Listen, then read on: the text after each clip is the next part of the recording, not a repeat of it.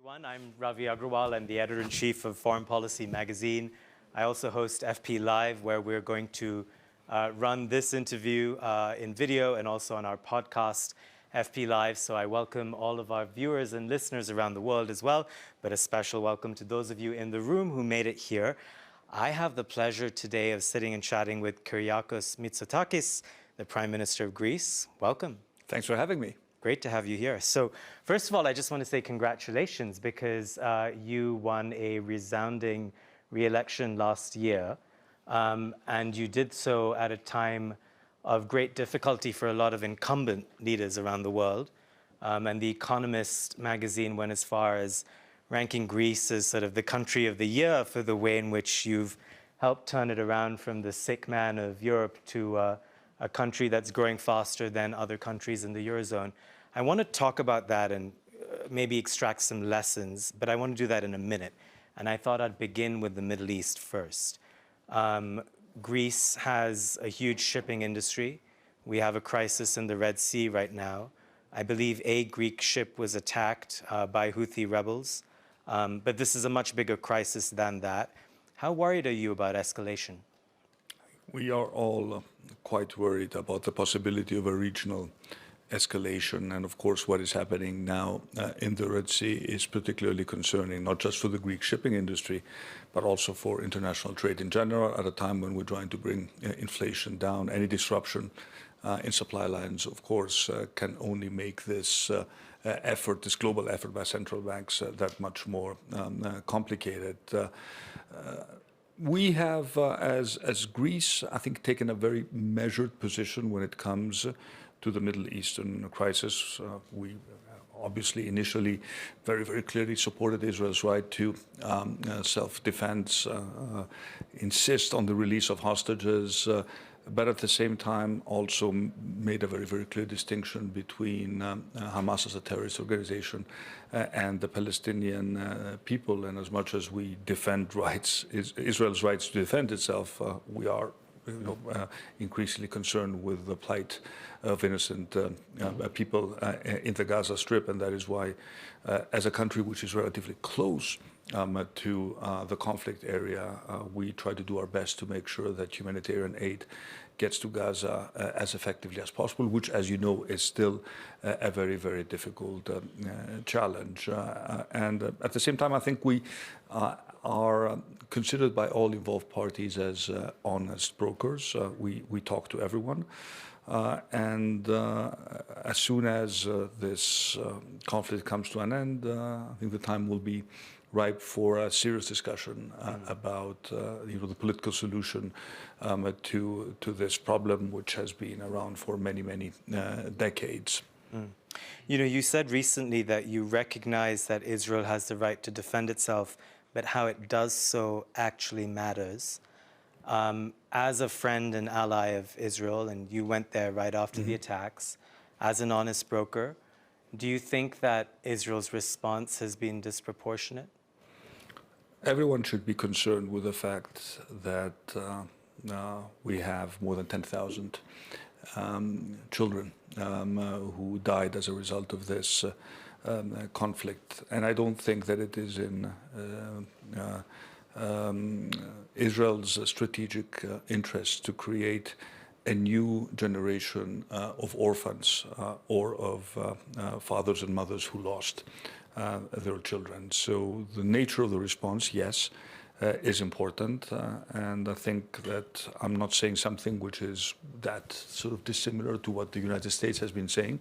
And frankly, I've also expressed my concern that as a European Union, collectively, we have not been able to come up with a more sort of measured but also firm conclusion when it comes to balancing our support for Israel with our call for Israel to be careful in the way it has reacted to this horrific terrorist attack. Now, Greece historically was more pro-Palestinian, but I believe in the 90s, when your father was prime minister, it recognized Israel, and in a sense, its sort of orientation has changed a little bit. Can you talk about that? And I would say it has significantly changed. Greece was actually the last country, the last European country to recognize the state of Israel. It only happened in 1990, actually, as you said, as you pointed out by my father, and we've established a very strong strategic partnership with Israel that goes beyond security and defense. We have a strong economic partnership. We have significant Israeli investment in Greece, for example, in real estate. That's what friends are for. Friends are here to actually tell their friends what they think, their opinion is or should be. So in that sense, Greece has clearly moved away from a rather unbalanced position during the 80s. Those were the years of the first phase of Greek populism under the socialists. And right now, I think most parties recognize us as a pillar of stability in a rather unstable part of the world, and we want to make sure that we leverage this role to do good. When you say that's what friends are for, could Greece or the EU be doing more to be a broker to bring the two sides together? Maybe that's something that will need to be discussed when this phase of the conflict is over, and I do hope that this happens as quickly as possible, because at the end of the day, unless one addresses the root cause of the problem, which is a political solution to the Palestinian plight, and two states living side by side in peace, then the whole sort of regional alliances that have been formed, whose raison d'etre is or claims to be, because sometimes one cannot argue that all the parties are totally honest in what they say, the support for the Palestinian cause. I mean, one has to address the root cause of the problem, and I would like Europe to play a more active role once this phase of the conflict is over. So let me take that as a segue to go to Europe, which has its own war. And, the theme at WEF this week is rebuilding trust. And we're in a moment where trust in global institutions is very low. There's a clear north-south divide on both of these conflicts, where it almost seems like there's one part of the world that makes a certain set of arguments and another part of the world which has a different set of sympathies and often feels left out. With that backdrop, what's your sense of where you see the war in Ukraine headed? And NATO's role, especially given that Greece is part of NATO? Well, let me first of all speak on behalf of my country. Greece has been unequivocal in its support for Ukraine, and from the very beginning. And we've offered support, not just diplomatic support, but also military support, and we continue to do so, because this fight really matters. For Greece, I do need to point out that this was not such an obvious decision, given the strong historical and cultural ties that we had with the Russian people, and we have nothing to separate with the Russian people. The problem is not the Russian people, it's the Russian leadership and the horrible decisions that they took to attack Ukraine.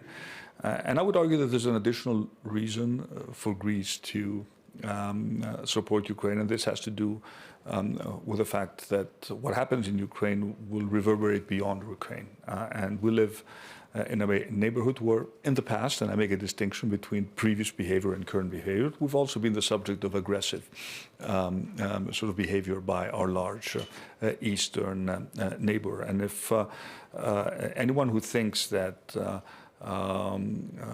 international order can be challenged by force, gets his way, then this creates a very dangerous precedent. And it's not just Taiwan. There are other places in the world that would fall into a similar category. Now, I think Europe overall has been remarkably united when it comes to Ukraine. Yes, if you look at the bulk of the military support, it has still come from the US, but even achieving this political alliance has not been obvious. We've been able to do so. I think by the next European Council, we will agree on the financial support for Ukraine, which is going to be significant. We're talking about 50 billion euros over 4 years. I think we will overcome the obstacles of the one country that did not make it possible to achieve this agreement at the previous council, and we will continue to support Ukraine in spite of the fatigue and in spite of the fact that the war in Ukraine does not maybe occupy the same amount of time when it comes to media coverage. What do you make of the sanctions regime so far on Russia?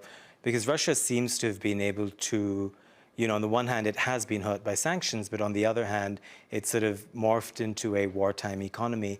And there's also a Greek connection here. I believe Greek ships have been involved in sort of transporting Russian fuel, for example, which has made the price cap a little bit harder to manage. As far as Greek shipping is concerned, we have been very careful to communicate to our ship owners that they need to adhere to the international sanctions regime. And they have done so within, of course, the what has been agreed, what they can do and what they cannot do. Now, in terms of sanctions, yes, I think you're right that the Russian economy has proven to be more resilient than we thought, but this does not mean that Russia is not paying a very heavy price when it comes to its economy. And I think that a wartime economy is essentially eroding the long-term possibility of Russia to return to a path of sustainable growth. So there is pain in Russia, and that is why we are sticking to the sanctions. And it is a one economic tool which we have at our disposal, and that is why we need to do more to ensure that there is no evasion of sanctions to the extent that this is possible. But what concerns me is what you pointed out, that this narrative of what is right and what is wrong does not seem to resonate as much as we thought it would to a big part of the world, especially to the global south, where our arguments, as right as they are, sometimes may seam to be rather hollow. And why do you think that's the case? Well, I mean, there are historical legacies. There's a colonial past for many countries. Greece does not have a colonial past. So in that sense, when we talk to countries of the global south, I think sometimes we have more credibility. It's probably easier for us to make the case than it is for other countries who can be accused of double standards due to their historical behavior. I know you're headed to India next month, for example, but countries of the global south, such as India, it's not just an antagonism towards former colonial powers, but it's also a general collective sense that their wars, their problems they don't get as much attention in the West. And in as much as you know all of these things, how do you address it? How do you better communicate with them about this? First of all, we need to sort of overcome what one could label sort of the Davos arrogance that people who gather here, I mean, representatives of the sort of liberal elites, primarily from Europe and the United States, that we are the ones who know how to solve all the problems of the world. I think this is something that occasionally really upsets the countries of the global south that are emerging as global powers. And of course, if you look at the international arrangement, international institutions, the post World War II order, it simply does not reflect the reality of today's world. So acknowledging that reality is a very good start to at least be able to talk to these countries by also communicating to them that we take their concerns and their resentments and their sort of their peculiarities, the stage they are in their own growth cycle, very, very seriously. Let's take another example of a country that sits on the cusp of East and West. Turkey, a country that Greece, of course, has tussled with in a variety of fora, but also at NATO. Do you think that Turkey will be a spoiler, in the coming months as discussions about Ukraine joining the alliance gain steam? First of all, we need to overcome the Swedish hurdle, and I'm reasonably optimistic that this could happen. Why so? Relatively soon. I mean, the relative decision has been tabled to the Turkish Parliament, the National Assembly, and I would hope that this is overcome sooner rather than later. The stronger, the more countries, especially countries that share our, countries such as Sweden that clearly share our values, join the alliance, the stronger the alliance will be. And we've had a complicated relationship with Turkey. During my first term, we've had our very, very difficult moments. But since the Turkish earthquake, we have made an honest effort to build bridges. You sent them a lot of aid in their darkest Yes, hour. we did. We were the first to fly into the areas that were struck by what was a catastrophic earthquake. I've met President Erdogan 3 times since I won my re-election and he won his re-election. And we have set out a roadmap that, first of all, addresses, I think, legitimate concerns by Greece that sort of the aggressive rhetoric that Turkey had assumed in the past does not lead us anywhere. So we need to lower the temperature and the tension. And this is a precondition to address our main dispute with Turkey, which is the delimitation of maritime zones in the Aegean and the Eastern Mediterranean. But even if we do not succeed to resolve this problem, which has been an outstanding issue for more than 40 years, we can still agree to live in peace side by side and build on a positive agenda. For example, we have obtained the agreement of the European Commission to allow Turkish citizens to travel without a visa to 10 Greek islands for 7 days. These are the islands of the Eastern Aegean. This is particularly important for Turkey. It's particularly important for islands, for our islands, because essentially they can sustain tourism industry 12 months a year, because obviously the Turkish coast is very close to the Greek islands. We can work together. We have to work together on migration. Greece has been rather successful in managing the migration problem, unlike many other European countries, by imposing and implementing a tough but fair migration policy. But we need to cooperate with Turkey because we need to stop the boats before they actually leave the Turkish coast. And we've had indications that Turkey has been much more cooperative over the past months. Again, I'm not naive. We've seen some pretty dramatic changes in Turkish policy over the past years. But I like to be an optimist, and I'd like to build upon the positive steps that both our countries have taken over the past months. One last question on Ukraine and Europe. President Zelensky was here this week. He's putting forward a peace plan that dozens of countries around the world have sort of signed up for as well, in which Russia essentially abandons the land that it's taken in Ukraine, pays for reparations. Russia, of course, is nowhere close to agreeing to any of these maximalist demands. But what I want to ask you is, when you hear Ukraine discussing a peace plan, do you feel like this is the year where some sort of negotiated settlement is a possibility, or will this still be settled on the battlefield? I'm not sure that I see an end to the conflict, unfortunately, anytime soon. And that You just said you're an optimist.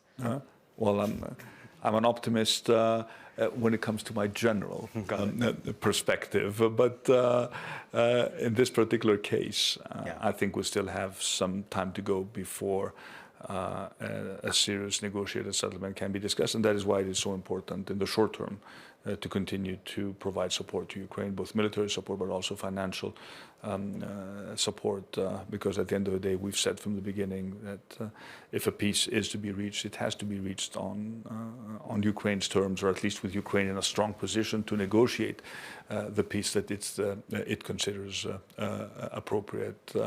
And in order to do so, we need to continue to support the country. Let's talk about elections. This is a year of big elections around the world. Some 4 billion people will head to the polls. I think it's 5 of the 6 biggest democracies have elections. And you've just had yours, so you can... Well, we had it out of the way. We had our elections in 23. So. Right, exactly. So although we have European elections in 24. That's right. Forget that. Yeah.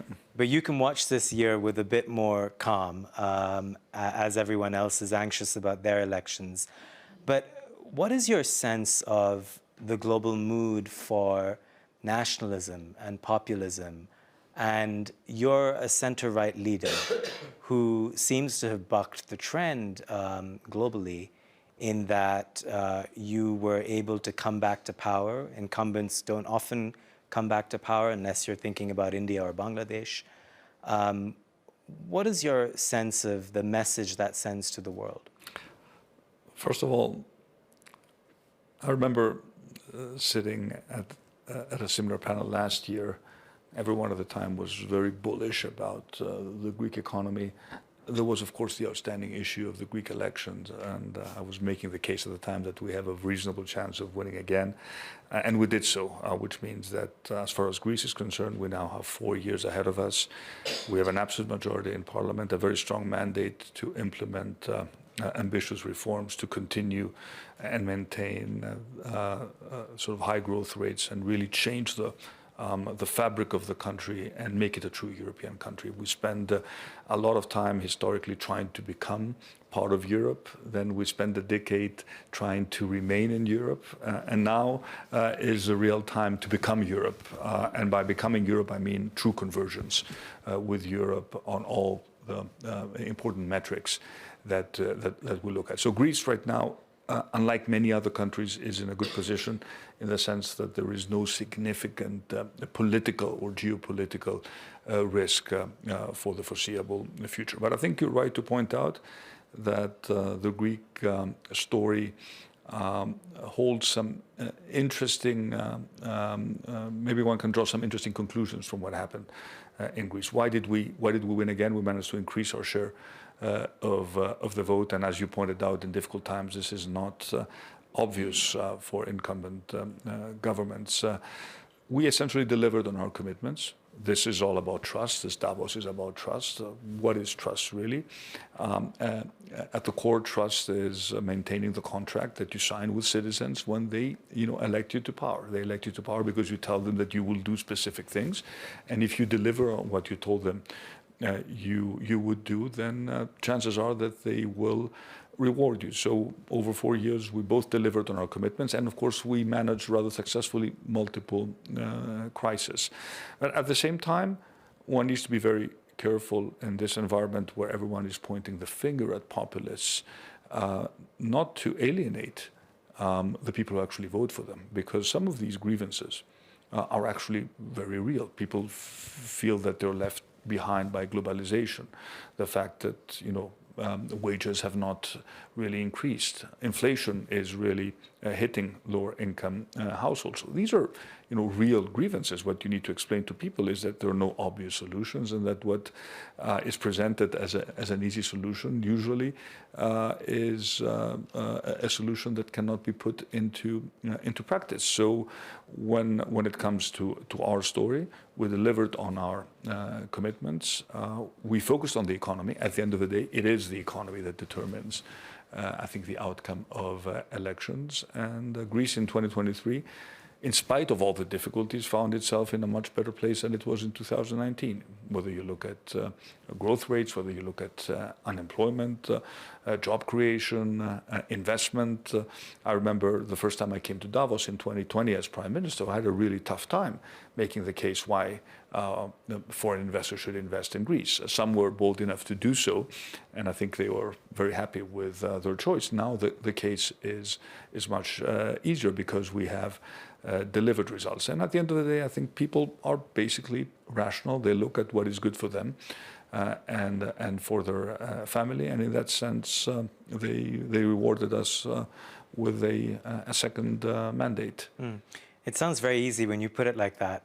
But even in Greece, it's not like you don't have a far right. It's not like you don't have a far left. These are forces that exist there that you have to combat, and you have to put the case to the people why a centrist party is a better alternative.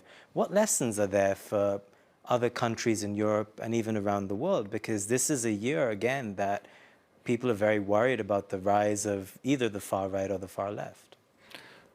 You know, in political science, we frequently use the term triangulation.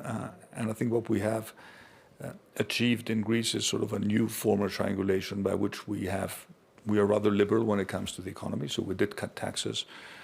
We deregulated, we grew the economy by unleashing the forces of private entrepreneurship. At the same time, we were very present when it was necessary, especially during COVID. So I think we followed a successful economic policy.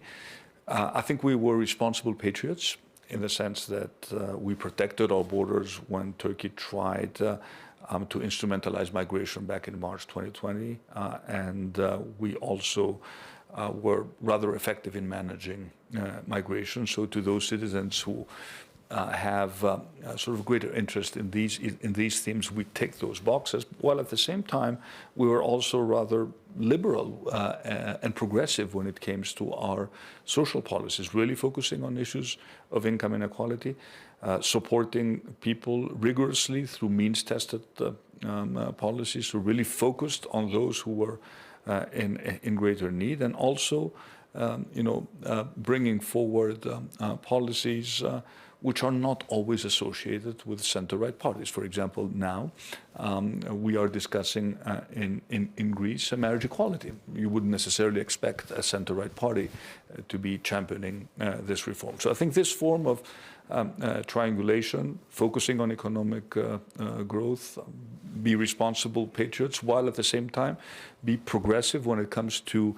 topics where one needs to be aligned with how society itself progresses, has worked well for Greece. But again, there is no magic formula, and every country has its own peculiarities. Political systems are different, electoral systems are different, but this is certainly a strategy that has worked well for us, and I will be making the case that this is also sort of a strategy that needs to be adopted by the European People's Party when we fight the next European elections in a few months from now, and we do hope that we will again be the largest party in the European Parliament.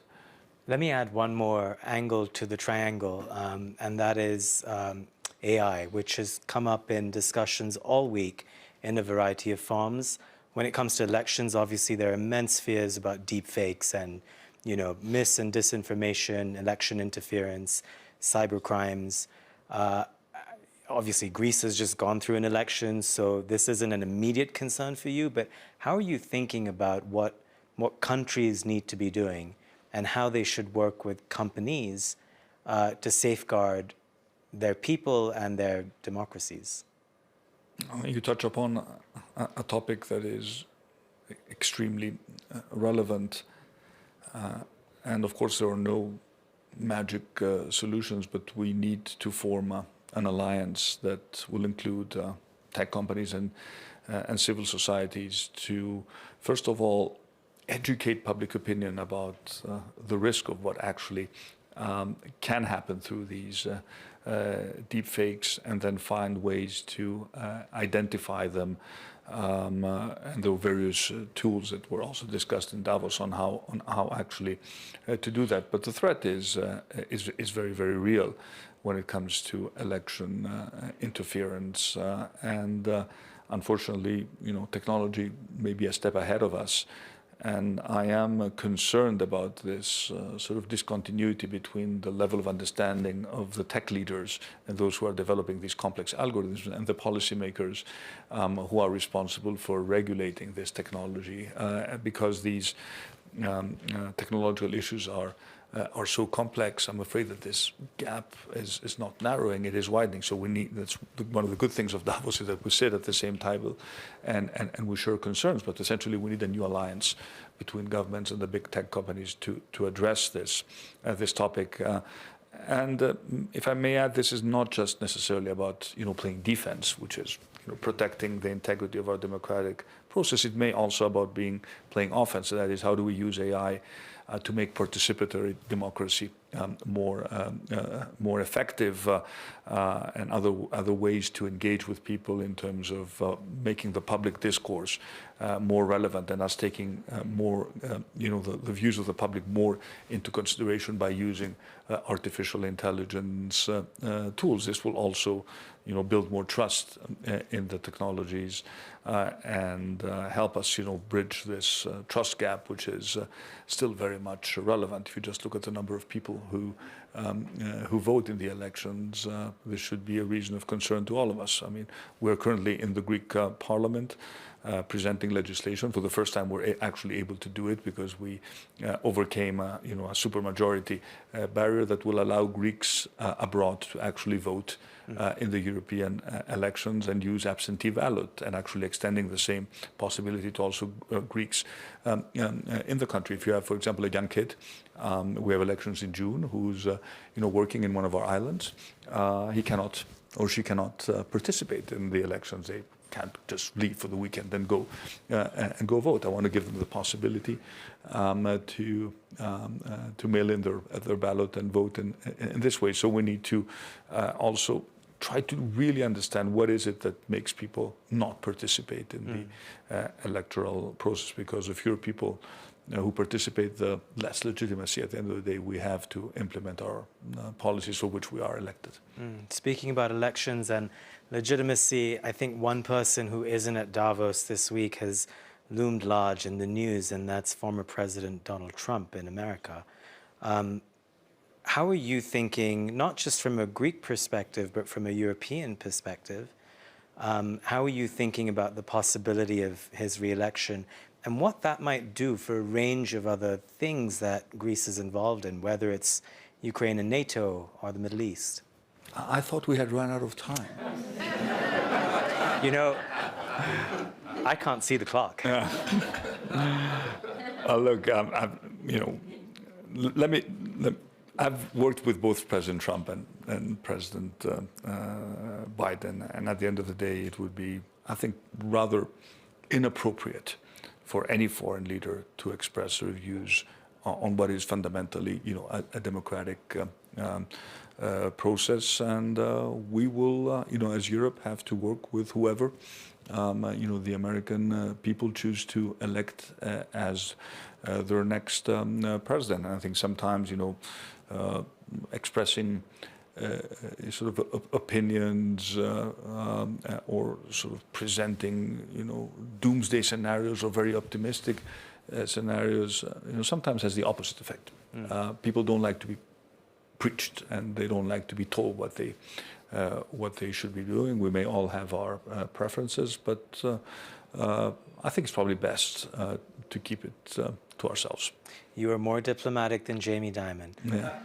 Prime Minister, thank you very much. Thank you very much for having me.